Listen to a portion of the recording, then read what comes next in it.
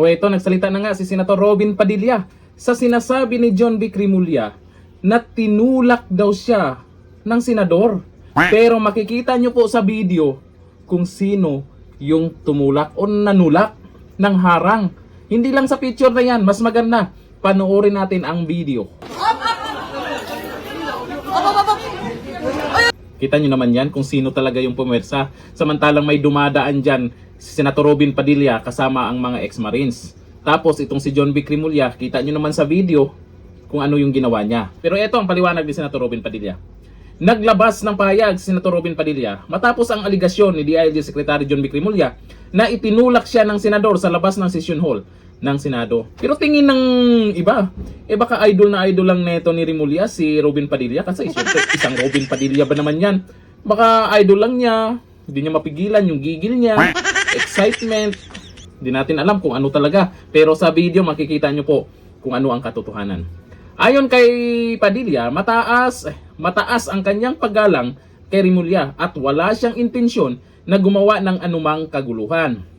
Dagdag pa niya, bilang isang Muslim ay hindi niya kayang gumawa ng bagay na nalalabag sa kanyang paniniwala at prinsipyo. Ang sabi ni Senator Robin Padilla, ayon sa ating napanood at yung picture, ang mga CCTV at mga video ng media ang magpapatunay na ako ang nagtatawag ng pagkalma sa oras pa lamang ng salubungan.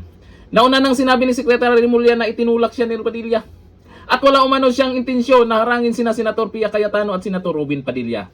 Ito na lang yan. Ano ang magiging dahilan ni Senator Robin Padilla para itulak si Rimulya? Wala naman, di ba?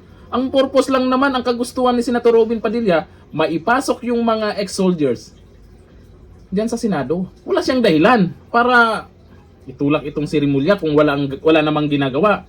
Pero si Rimulya, ano ang dahilan niya? Marami. Merong dahilan talaga. Lalo na doon sa mga sinasabi ng ex-soldiers. Sino-sino ang mga nabanggit na pangalan. Ay mahirap kasi sa panahon ngayon, kita na sa video, kita na sa picture, itatanggi pa. Sa paliwanag niya kanina, wala akong intensyong harangin si Senator Pia, tinulak ako ni Padilla. Nagkaroon ng tensyon sa Senado matapos umanong itulak ni Senator Robin Padilla si DILG Secretary John B. Rimulya sa labas ng session hall nitong umaga. Tingnan nyo si Robin Padilla pa daw yung nanunod. Pero kahit pa man ganon, tapos na. Wala namang nangyayaring sakitan, tulakan lang naman. Dapat sabihin kung ano yung totoong nangyari talaga. Kasi sa tingin ng karamihan, sa tingin ko sa video, ilang beses ko pinanood yan, hindi si Robin Padilla ang nanunulak dyan. Tingnan nyo mo naman yung pormahan ni Rimulya. Pero depende pa rin yan sa inyo kung kanino kayo naniniwala. Kasi inaasahan naman yan kanina na talagang may mga ganyang kaganapan.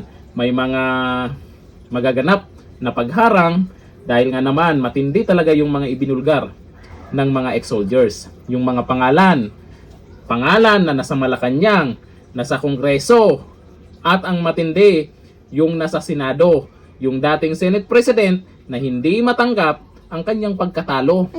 At isa pa, kasama yung tulpo. Diba matindi yung mga pangalan na inilabas, hindi lang kwento, may ebidensya na ibinigay dyan. Kaya malinaw po sa atin, sa mga nakakaintindi, kung bakit nagkaroon ng mga drama dyan sa Senado nakaraan. Dahil pala, itong Blue Ribbon hearing ang hinaharang. Maraming gusto na ayaw matuluyan. Kasi grabe, nakakahiya yung mga nabanggit na pangalan dyan.